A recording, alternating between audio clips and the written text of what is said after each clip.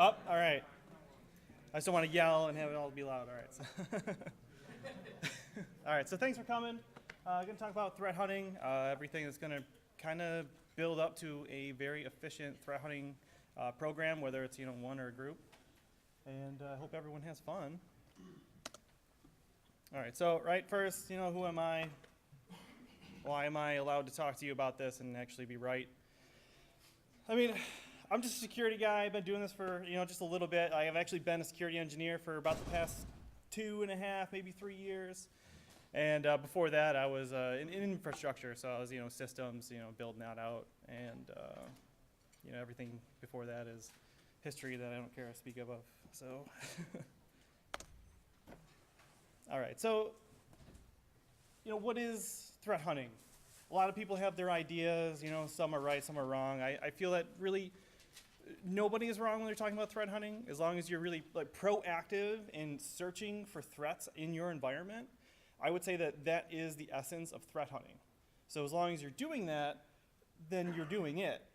But to really be effective in doing that, you're going to need a couple of things. But we're going to split up threat hunting into two kind of types. So you have your theory or your intel based. So this is short term. This is things you read on the internet, have artifacts that you can actually look for in your environment. And then the other type is more of a long term. So it's project based. You come up with this plan, and it can be described as digital forensics based as well, where you're actually looking for the things, the artifacts on your network that the tools aren't bringing to you. So another thing is you got to be careful. If you're going to start threat hunting, you have to be ready. If you find something on your network, you have to know how to respond to that, and you have to have a process in place when you do actually find something, or if. So we'll go into the types of threat hunting. So your intel-based, your short-term, where you actually have artifacts that are known, that maybe some of your tools don't automatically alert on, whether it's hashes or network traffic or other intel-based things. So I mean, that hunt is usually about a day.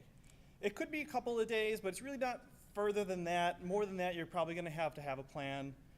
Your project, your forensics base is going to be long-term. You're talking probably a week, maybe more. Something that's going to take up a lot of your time, your team. And to be effective at it, you do have to have the people on your team, or you do have to have this knowledge of the tactics that are actually used by adversaries in your network, so that you can actually, for that scenario, find that activity. So you're not looking for known IOCs. You're trying to make IOCs off of the activity on your network that the greater community doesn't know about yet. So this is going to be planned and documented. And for some environments, maybe you need approval to spend that much time on something like this, because it's going to take your focus away from other activities that you might maybe normally need to do. All right. So how do you find them, right? It's a good question. How do you start threat hunting? You can't just search for the threats and have them show up in a tool. You have to actually really know what you're looking for. And so we'll kind of go into that, right? You can't just jump into it. So you have to really ask yourself, where is this data? Where are you going to get the information from on the scenarios or the events that are happening in your network that you wouldn't know about from the tools that you already have? And then that data, you have to understand where the data is coming from. Because if you're going to look at a set of data and you're not going to know where it's coming from, you're not going to know where to respond to. And you should have a central point. Otherwise, you're going to waste a lot of time jumping from different tools to tools or consoles to try and get all of this disparate data.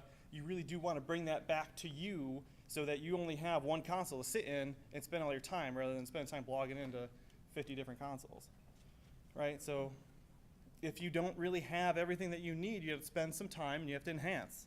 You have to add these log sources, grab this data, bring it to you centrally. So a couple of questions you're going to have to ask yourself. Do you have the right tools in your network? Do you have the right data? Do you have the right people, right? If you're going to build out a team, or maybe it's just you and you want more people, do you have the right people to do this hunting?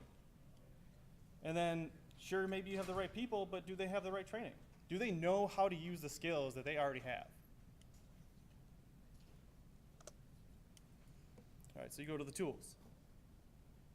Big part of the tools, you buy these tools, whether they're detection tools or even if they're mitigation tools. If they're alerting for you, or they're already mitigating some of the threats, it's going to reduce the data set that you have to look for. You'll be more effective. And those tools should be able to log things. So if they're not going to alert on something, they should record it. And they should bring it to you. So you got to collect those events, that data.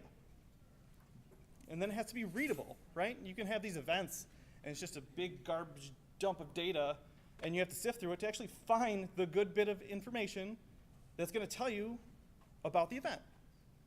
Otherwise, you're just going to get fatigued, and you're just not going to care. And also, next step, for the data, when you have the tools that are collecting that data, like I said, they have to be descriptive. The events have to be informative. You don't want application logs filling up your SIM or whatever, wherever you're bringing those logs to, and it's not going to tell you about a security event that you're going to need to know. Those events have to answer the questions, who, what, where, and when. If your events don't answer that question, it's not going to be helpful for you, and you won't be effective. Your team will not be effective. Your hunt is not going to produce anything. Right? You say who, what, where, and why. The why comes from analysts. A lot of people don't care about the why. They just want to know what actually happened. Then respond. And your people. If you're going to have a hunt team, you're going to hunt for these threats. They've got to have this investigatory mindset to actually think about how someone's going to act in your network maliciously and then find that activity. So you would look at something and say, well, how would I go about laterally moving, or any other example you would think that an adversary would actually take inside of your environment. Another thing would be they could think better like an attacker, but as far as threat hunt teams go, that's helpful, not necessary, so you don't have to waste your time trying to find those people. That can also be developed in the right people. When you start getting mature and you want to build out your red team, maybe they come from your hunt team and they get to the offensive point, then you want the skill. And then, yeah, you have those people, they have that skill set, they have that mindset, they can think that way, but do they know how to?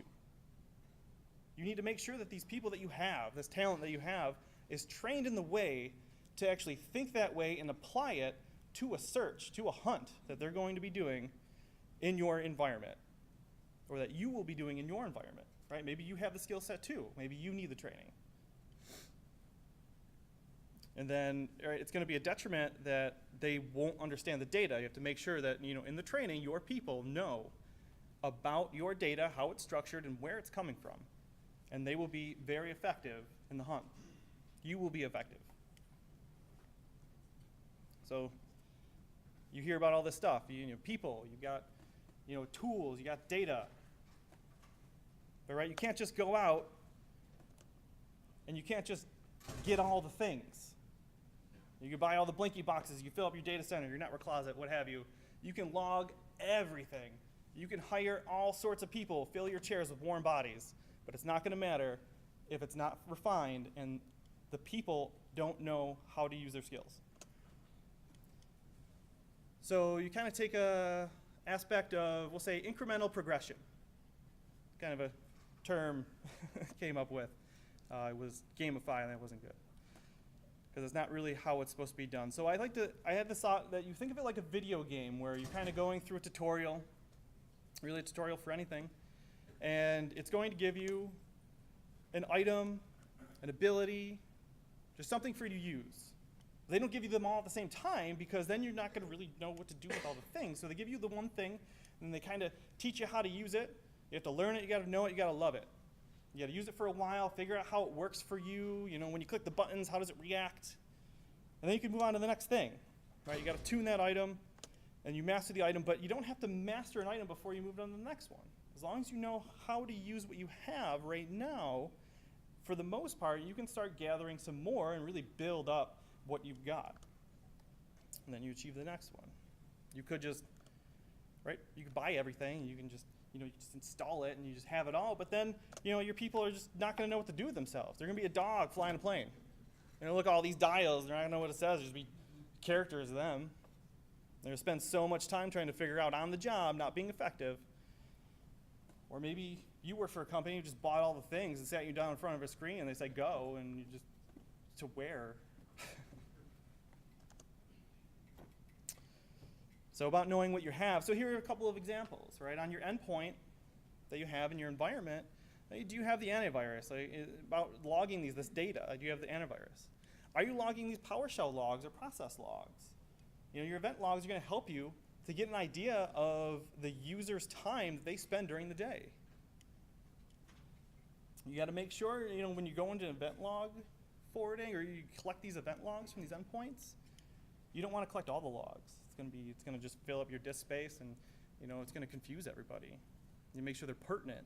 Even in the security log, there's only certain event IDs that you really want to bring to you that are going to be helpful. You can always maybe go out and get them later if you need to act in some forensic way. Your IDS and your IPS sees a lot of stuff. There's a lot of alerts that happen there. But they should also record the data. Maybe some of that traffic they see come through that might be suspicious and not really worth an alert. Maybe you actually want to bring that to you to a central logging location where someone can actually look through the data and say, hey, this is suspicious, or this is odd, or maybe it didn't even flag it suspicious. Maybe this traffic came through and it's actually malicious when just the intel wasn't there. Your Active Directory, it kind of goes back to the endpoint logs. Active Directory has just a wealth of information, right? If you are using Active Directory, some sort of directory service, you're going to get your authentication there. People are going to authenticate against that, and it will tell you the source of that authentication, and you'll be able to get that picture of where people are in your environment. Your firewalls, there's a lot of debate on how much you should log on a firewall. They see a lot of traffic, especially if you have a larger organization, and they sit at your edge. But that information can be extremely valuable if you actually want to know where people are talking on the network, where people are going, where they're trying to transfer data. This also helps if you got your edge firewalls, who's trying to exfiltrate the data? Where are they trying to exfiltrate it to, and over what service? You might want to bring that back to you. But again, depends on how much you have. If you're going to try and log all the things from a firewall, you're going to fill up your disk space, you're going to run out of disk space, and you're going to lose everything else that's valuable. It's just a thought. EDR, endpoint detection response. It's not for everybody. A lot of people don't even really know what it is yet, but it is very valuable. It's not something you want to log, though, but it is actually helpful in trying to get a picture of what's going on in your environment. It sits on your endpoints. It records pretty much every bit of data, and it's extremely useful. It gives you that picture, so that might be something where you do have to make that extra jump and get that data. All right, so this is going to be something kind of helpful. Try not to laugh too hard. Something near and dear to me. So it's your security toilet. I swear there's an actual diagram that goes along with this, but it's a good way to think about it. It's supposed to show how you should operate in order to quickly mature your organization and your security organization, right? So you have these three tenets, right? The intelligence, you got the detect, you got the response. So the idea is, just because it's in a toilet doesn't make it bad. We're trying to get rid of all the bad stuff and stick it down the hole. So you have these three tenets, and you kind of work your way from the outside. You swirl around a few times, as you get closer and closer and closer, you get to that sweet spot in the middle where everything happens. So right, you get to start out, maybe you start out at intelligence or detect, right? I had this discussion with somebody. You have your security operations center, people who detect things, people watching the alerts coming in, right? You have your intelligence, you have this inventory intelligence. We're going to take this from the top in. Then you kind of have this response side, and you really should start with your policies and your standards, right? You got to set that. How are you going to operate? You have to actually explain that so you know what is real and what is not, or what is anomalous and what is not. And right, all of these are going to feed into each other, right? They're going to make this swirl. They're going to go around. They're going to feed into each other. Intelligence to detect to response to intelligence again, and keep going around. And then you're going to keep moving down. So you got you're going to get information from your users. You're going to know what's going on. You're going to have that intelligence from your user base inside of your organization. You're going to get into vulnerability management on the detect side. Know what's vulnerable. Know what you have and how open it is to attack. Come around, you got your incident response team. So you have a detect team. Now you can respond to it. You've got all this data. You can actually respond to that intelligently because you're actually recording that data and you have it on your teams. And then as you go around, you got this configuration intelligence. Maybe you create a baseline for your environment. Now you can tell what's anomalous there. It's going to be extremely helpful in a hunt. That's all about anomalies because your tools aren't telling you that it is there.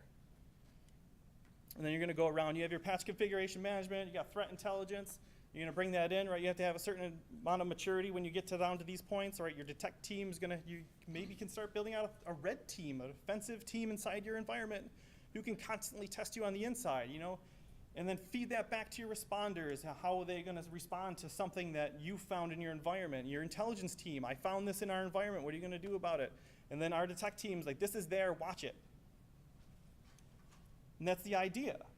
So this kind of jokingly displays the idea of a fusion center. I don't know, has anyone actually heard of a fusion center? Okay, so that's actually really good. When you kind of look a fusion center up, I've seen a lot of people reference a physical geographic location where you take a bunch of disparate teams and you bring them into the same room and they get to talk each other and scream at each other across the desks. But I don't really view it that way. It doesn't have to be geographic. You just have to have open communication between your teams because maybe you have a large organization. Maybe you have a building here and a building in another zip code. Maybe they're in another state. Maybe they're across the country. Maybe they're in a different country. As long as they have that open communication, they might as well just be sitting next to each other. It's the same. It's all about open communication. They got to respond quickly. So your intelligence team has to talk to your detect team, has to talk to your response team, and the response team has to talk to the other teams, right? And as long as they're talking together, they're going to quickly mature in all of their areas. Maybe it's not just security teams. Maybe you have infrastructure teams. You got your engineering teams. Say, hey, we found this. Engineering team, go fix it. So everything should be feeding each other. And this is going to get you to that maturity point where you can actually start threat hunting, where you can build that baseline. You can actually say when something is anomalous, that is something you need to focus on. So where do you go to hunt? Right, that's the next question. Well, you go where the logs are, right? So an effective threat hunt team, you got to go where the logs are, and you don't want to have to go many places for it. You're going to waste a lot of time, like I said earlier. You shouldn't really have to leave. They should be all coming to you. They're going to have those situations where you do need to jump out of that single pane of glass and then go to this other tool or console. Okay, so maybe you are recording it. You've got all these logs, they're everywhere. What do you do with them? Bring them to you. Make all the things do the work for you, right? There's a couple ways to go about this, depending on how much money you have, how big the company is, the organization. Like maybe you can only get log aggregation, right? You're bringing the logs into a central point, it manages the logs, stacks them up, and you can kind of search them through there, but it's not great, especially for a security organization. So once you've got all your security events and your logs and all that you want, you bring them in, maybe you go for a SIM. Right, security, information, and event management. Pronounced SIM, S-I-E-M. So you get that aggregation, it all goes there, it all gets aggregated, but you also get that correlation. That's a big thing. You get that threat intelligence, right? You get that intelligence that it brings down automatically, whether they're free or paid services you get the intelligence from, and it applies it against your event, all the correlation. It says this event happened here, here, and here, and I know that's a bad thing through this intelligence, and I'm going to alert you because of that. And then you get alerts out of that with all of this applied knowledge. And that's great. It doesn't make you inefficient. It doesn't make you not need a threat hunt team, but it reduces the data set you would have to look at to be effective. Or maybe you have an alert and it seems benign, but it's actually malicious activity because of alerts over events over here that you found in the logs. Okay, so you got all your logs, you got your tools, you got your people. It's done, right? Yay. It's not done.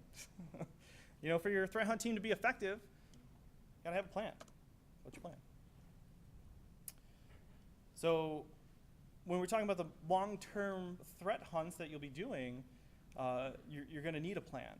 You're actually going to have to scope this out. You're going to have to follow this when you're doing your hunt, especially if it's something you're going to need sign-off from your management to do. You're going to spend your time on it. It's going to take a lot of time. So what's going to be your focal point? There's all these parts of your environment you can focus on. I like to focus on the endpoint itself. That's where the user is, right? They're the closest person to the attack. They're probably the ones that are going to get the email that they're going to click on and it's going to infect your environment. Or a phone call. So, yeah, I want to keep these last two bullet points as notes, but you can all see them. It doesn't matter, right? So I like to think of it as that every external threat to your organization, if they are successful, will become an internal threat. They're going to assume a user's identity. Now it's going to be on you to find out which user's bad. Right? The idea that an attacker has to win a single time. So you have to be right as a defender every single time something comes against you. Until that one time where you missed it and it came inside. However, it flips. Now the job's easier. You have to win once to find that attacker and kick them out. They have to cover their tracks constantly. They're always looking over their shoulder.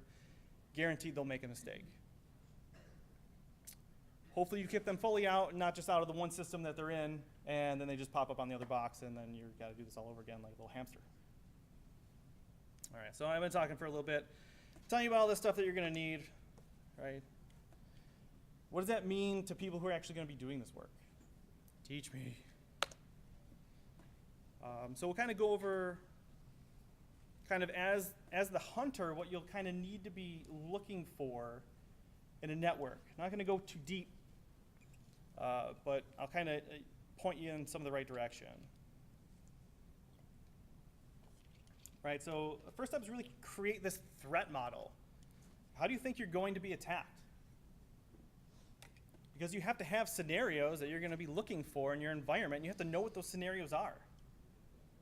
So one of the good ways to do it, I mean, you could just come up with it on your own. How would you attack your organization? It's always a good question to ask. Where are the holes? But another thing to do is actually use an example. So US CERT has a bunch of alerts, so we'll use, TA18074A. I'm sure everyone knows exactly what that is. So this was an event where they labeled it as Russian government cyber activity, and they were targeting critical infrastructure, so mostly like energy kind of companies, and we'll kind of go through some of that. But they were actually going for energy infrastructure. And these events actually happened. They got into a company. You can read about it on US CERT and probably other places. And a good way to keep track of these events is to model them off of a structured framework. So like two kind of the bigger ones, they're going to be the Lockheed Martin kill chain or MITRE ATT&CK framework.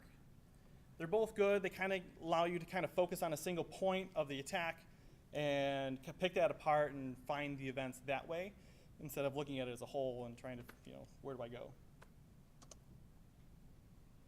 All right, so a couple of key tactics. So they utilize spearfishing. So it's heavily focused, very small groups, usually hard to tell the email if it's actually malicious or not because they've actually crafted it against the users they're sending it to. They did use compromised credentials that was based off of that spearfishing attack, and they did a bunch of stuff to maintain access. They connected to command and controls is another thing. Enumerate networks, so they had to find what was out there when they were on your network because they don't know. And they did end up trying cover their tracks to leave a clean environment. All right, so the spearfishing campaign. So we just talked about it. It's highly targeted. They actually handpick people, and they try and figure out what they do at your organization. They're going to tailor these emails against them. In this case, it was around the end of the year, so they actually sent everyone invites to the New Year's Eve party for the company. A lot of people thought that was really fun, so they clicked it. And they opened the attachment. It was a Word document that was attached. In the Word document, it was actually supposed to pull the .m, so it's macro-enabled template for the document. And what it did, instead of being something local, they actually referenced an external SMB share that your machine would automatically try and go to this SMB share and authenticate against it with the local credentials, so the user's credentials. So it was actually a hash of the user's credential, and they would take it on their machine, and then they would crack that password, and they'd have a plain text password. Some of them were easy, and they would log into the external systems, which we'll get into in a minute. Right, so that's automatically, they've got your password. You know, if they got one password and they only got a couple of hashes, they can still pass the hash in your environment. It's bad. Gotta be careful of that. But how are we gonna kind of detect this stuff when it's coming in? So the first line there, right, so look for kindly in the body of an email. Now it's kind of a joke I put up here. One of the people I work with actually came up with that idea, and I said, oh, that's garbage, that's not real. And so I actually did it, I searched. And I would say about 90% of my results that came back were malicious. There's only a couple people who actually use the word kindly. So it's actually pretty efficient. Right, so you can manually search all the emails. If you are able to search through emails in your organization, you can kind of get an idea of what's a normal mail flow for people and what isn't. Even in a larger organization, you kind of skim through and you can say, oh, you know, you get things that actually say invoice, because a lot of malicious documents will actually be invoice for you. And then maybe you can tell how that's worded to actually say, this is anomalous, it looks weird, maybe it is real, it's legitimate, but at least gives you something to focus on. Now you gotta be careful because some companies don't like you going through email, even if it's just looking at the subjects, right? You can get a lot of trouble for that. You really gotta be careful and know your policy. But another chance is to kind of get, you know, after the original delivery, these documents came in and they started to authenticate SMB externally. That's very weird. You should be able to detect that. So you have these edge logs, these network logs that say you had SMB come out of your network, and you should probably look into that, where they come from. You might want to change the password. I kind of had that twice. All right, so the compromised credentials were used at the edge for single-factor logons. Now, this is going to be dangerous for anybody. You should have, if you're going to face it externally, it should be at least two-factor, right? You should have other protections in place that are not going to just let somebody username and password in. Now, to kind of detect that, if you do happen to allow single-factor logon externally, whatever it is, maybe it's OWA, maybe it's web mail for people who are outside the environment, or some sort of portal. If you can take those authentication sources that people are authenticating against, this is going to be your AD authentication, right? You see they're authenticating to you from outside the company, but they also authenticated inside that day. There's something weird going on. Sure, maybe they were on launch, but are you going to take that chance? That's part of, if you're going to be on your hunt, that's something you're going to want to look into. You're going to spend your time on. Now, UBA and user behavior analytics is going to help out with this. It'll kind of give you, and maybe it doesn't alert for you, but it will give you that weird activity for a user. Like, hey, they would have had to travel at light speed to log in from these two locations. Right, anomalous logins, even internally. Maybe if you have your network broken up into zones, maybe they're logging in from a Citrix environment or some sort of shared desktop environment, and then they're also logging in from the server sides, in your data center. That'd be weird too, right? You got all these logins from these disparate places. Like, they should probably only be working in one location, a laptop or shared desktop environment. Maybe you want to look into that user. So they enumerated the environment once they got in. They actually worked their way inside the internal network, and they started moving around. They were able to dump the admin credentials. They got around. They added admin users for their persistence. But they were able to use PSExec. Now, you wouldn't just be able to search the PSExec exe because they renamed it, but everything around it's still the same.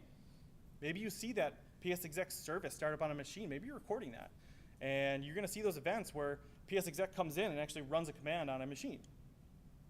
Maybe that's normal for your environment. Maybe it's not. Maybe, Suzy Q is not supposed to be using PSExec. That'd be weird. Right, they enumerated all your DNS. That'll be a little more difficult, but if you lock down your DNS, you wouldn't really have the problem in the first place, but that is beyond the hunt. So they enumerated all the users. They got a feel for the actual naming standards.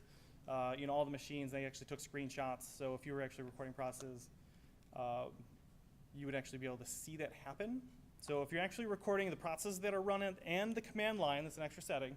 If you actually recorded that data, you would be able to see these things. They use lots of batch scripts. They use, they did use some PowerShell.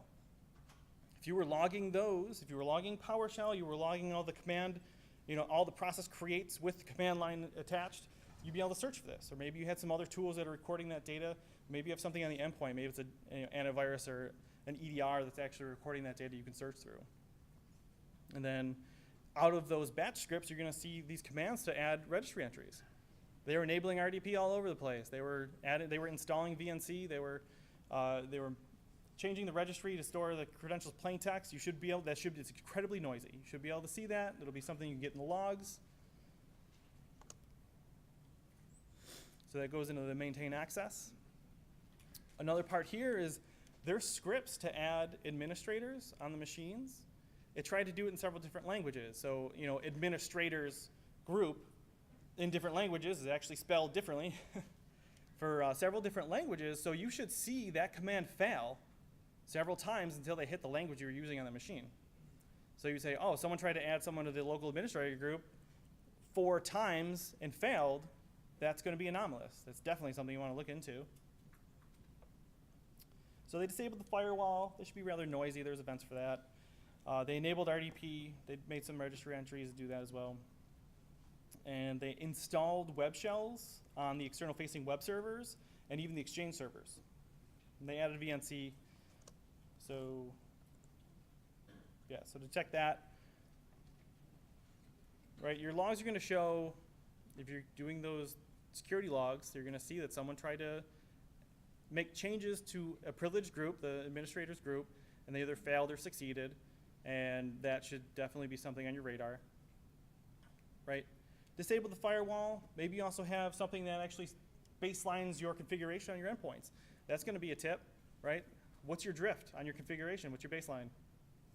That's going to be something you're going to want to hammer on. So they enabled RDP, right? It's configuration drift, right? If you're actually doing that in the registry, you can actually check that with a tool.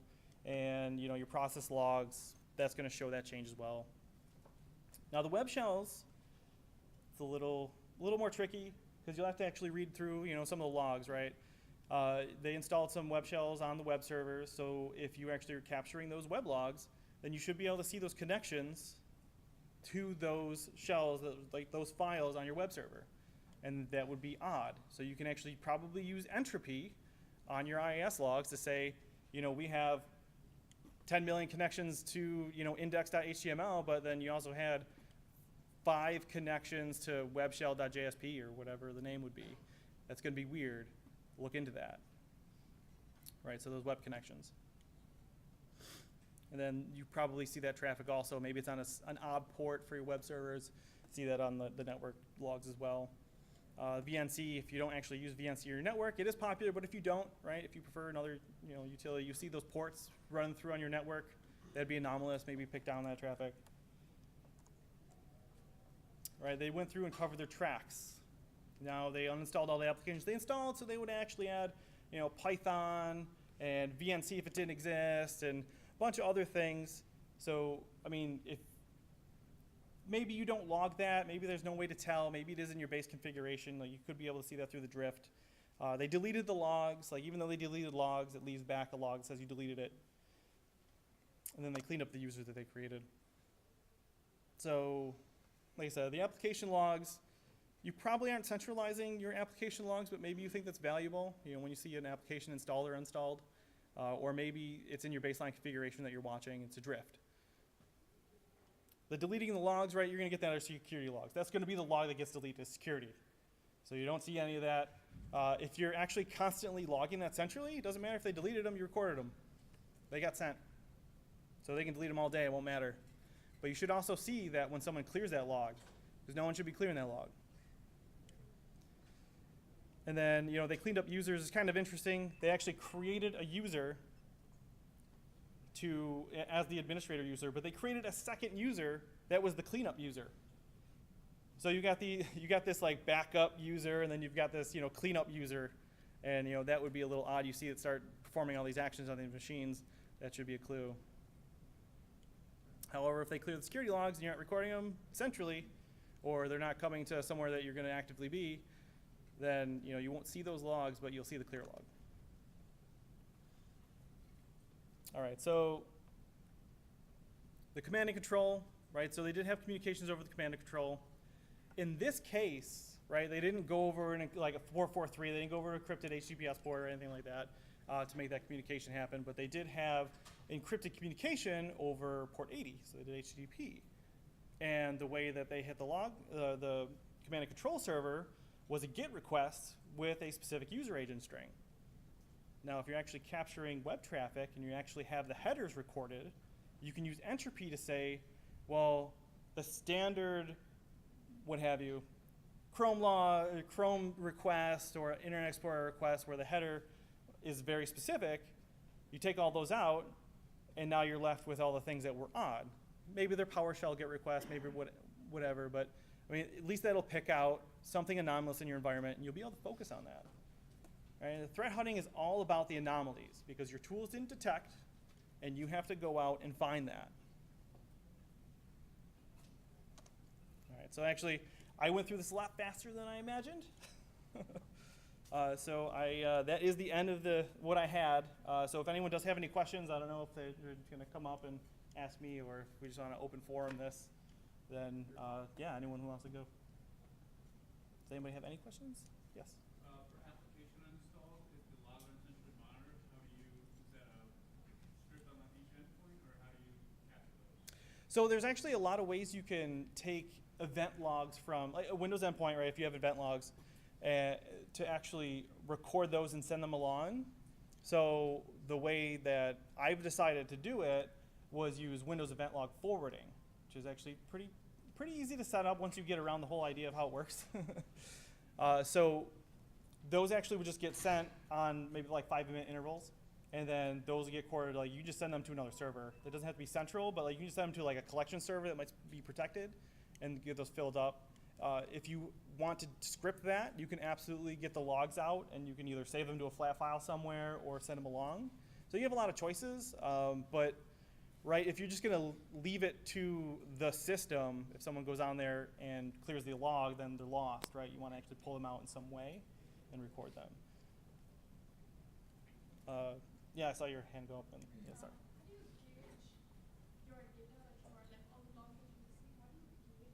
Because don't you have like a very high false positive rate in the sense if it ever detects something that something like that happens, how do you gauge and how do you differentiate between an actual attack and a false positive? So it's going to be all the surrounding data. So you mean like as the hunter, how do they decide whether it's malicious or not? So Like you're looking at so much data, you're looking at logs. exactly. So essentially, how do you gauge and how do you differentiate and distinguish between what's an actual threat or like a covert channel of sorts, Yep. and what's the false positive? Yeah, so like I said, the people have to think a certain way, but it's also going to have to try and know your environment. So you'll be able to pick out an anomaly. So something that's strange, right? So maybe, let's say it's a covert channel, and it goes over a port that you use in your environment all the time, but maybe this connection from this machine or set of machines is actually transferring 10 times the data that's normally transferred in those connections. So that's an anomaly. So then that gives you something to focus on and pivot to, and then you can drill down. It's going to be a pretty hard process to actually say it's malicious or not, but you're going to take other events from another location. So right, you get that anomalous traffic, you go to the source, and you can see at that source what's odd, and follow that out. Ooh, and follow that out, and then kind of track it that way. And maybe you end up at a dead end. Maybe it's just a rabbit hole, but that's going to be your job to kind of pick that out. So, yeah, you were first then. How do you get management buy-in to this building a larger threat detection setup over, because it has to come from the top down?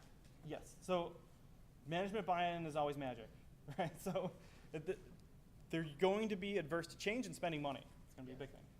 So you have to, there's a couple ways, depending on how your management structure works, you show that efficacy, that you're at the point where it's valuable. Okay.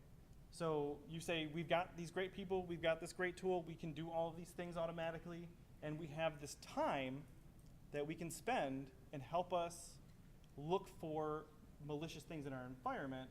So the whole point is, I actually kind of forgot to mention it, the whole point of threat hunting is to reduce the dwell time in your environment. So I don't know if everyone knows what dwell time is, but it's the time between the point at which an attacker gets into your environment to the time you actually know they're there, they're doing something malicious. And that time's about 99 days. The whole idea is to shorten that down as much as you can so you can get them before they either take your data or destroy your environment.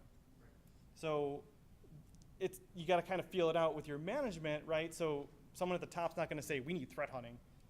You have to kind of make your case, and it's going to be big, and you have to say that you're ready for that. So you explain that there's a risk, and then you try to point out that you have the technology in-house Yes. to help mitigate that, Yep. is what you're saying. Yep, and you have the right people to find things that the tools, because they'll never be 100%, right? You never have 100% coverage in a tool. That to bridge the gap from the percentage you have covered by the tool to the rest of it, your people can fill. And you have the time and the resources to do so. And it's going to reduce your risk long term. Right? So say an attacker gains access to a system and goes with not log deletion, but uses an external tool for log modification, maybe to throw off the track. Mhm. What would one's best approach be to combat that sort of? Yeah, so you can modify or you can run applications a certain way where they log separately, right? Log differently. You can actually bypass some of that logging. And right, that's where it becomes tough, right? Now it's in a very advanced case, right? Now you have attackers actually doing that. And that should still show as anomalous unless they're very advanced where they're actually seeing what's normal for your environment. They've actually spent the time and they're actually injecting those logs in, right? But it should seem extra, maybe even duplicative if they're using the same, right, obfuscation or what have you. So a targeted attack would be more like that. Yeah, if they're, Not like a generic attack sent out to, say, multiple organizations. Not like a generic attack. like a generic attack or not like? So like generic attack, just broadcast it out over like however far they like. Yeah. Like something where they did reconnaissance but I want to sign in. Yeah, right. So you're going to always be at a disadvantage. Yeah. And a really advanced hacker who's actually done their homework, it's going to be extremely hard to catch. You might never catch them. But like if you have the right people and you're collecting the right data, sure, they're modifying the logs, but you have all this other data too, right? Because they're going to be modifying event logs. They're not going to be modifying network logs. I mean, maybe that is possible, but even like then you know, you've lost it 2 points there, right? So I mean, you're never going to get to the 100%, like I was saying, but at least you have something. It's better than not doing it. Yeah. And then I think, yes. Do you have any thoughts on using a data lake, something backed by like Elastic, as opposed to traditional SIM?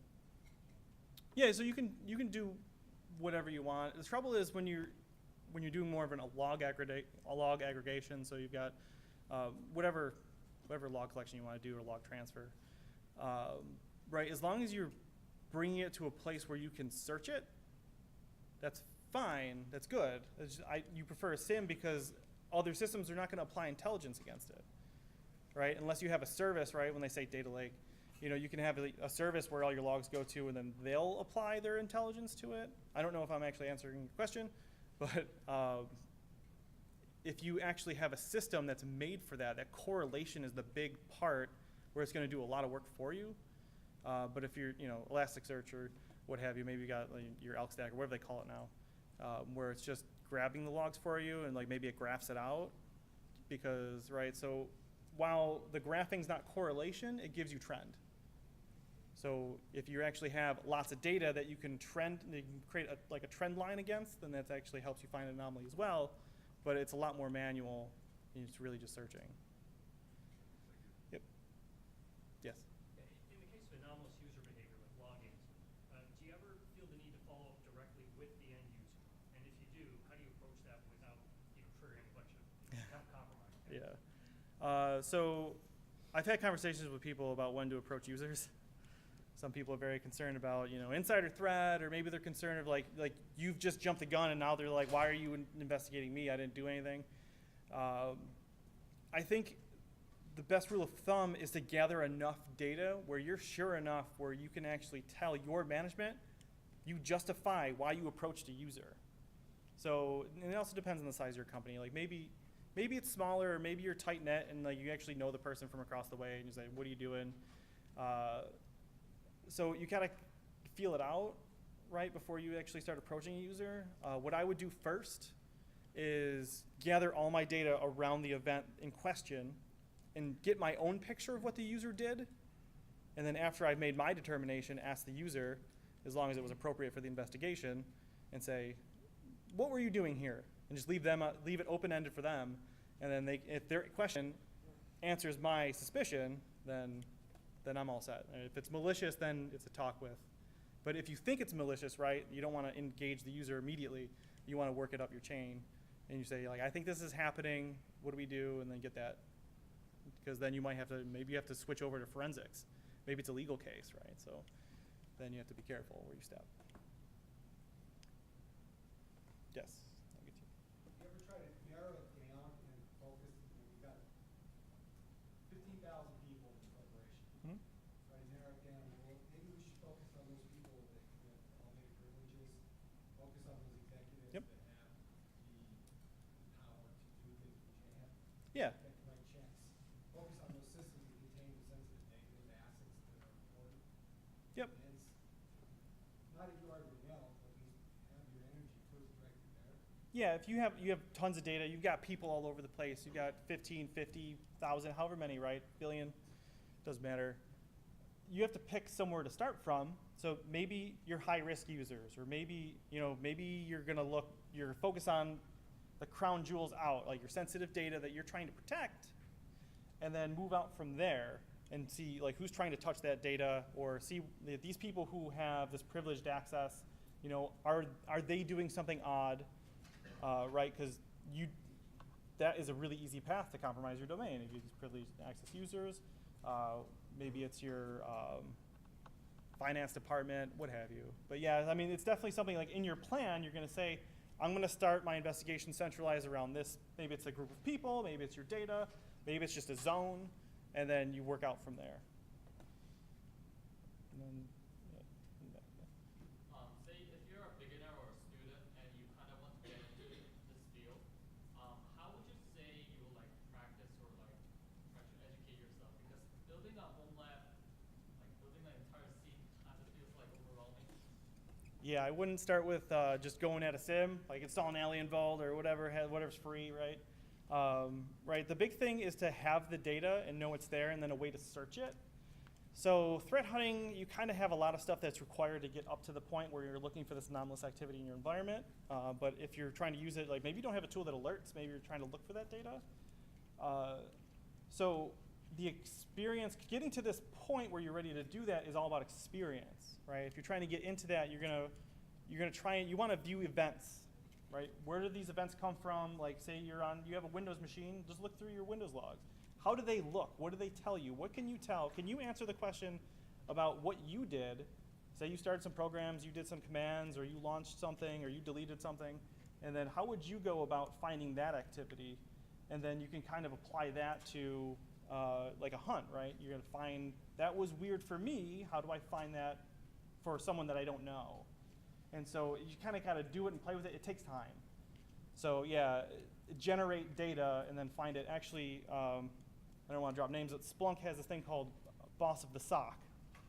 So if you bots, B-O-T-S, like look that up. That's actually would be really good for getting that kind of experience, I think. Yeah, and you had a question.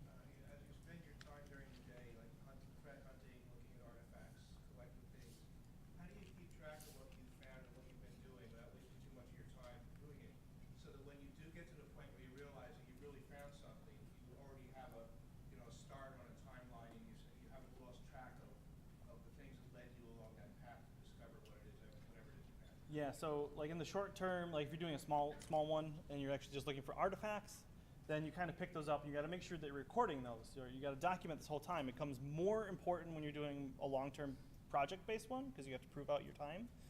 But even in the short-term one, I found this here, write that down. You're going to have to record that because that's going to probably be an investigation in your environment. And you're going to need that proof, that intel, that data to actually back you up on your justification on why you said that we need to act on this.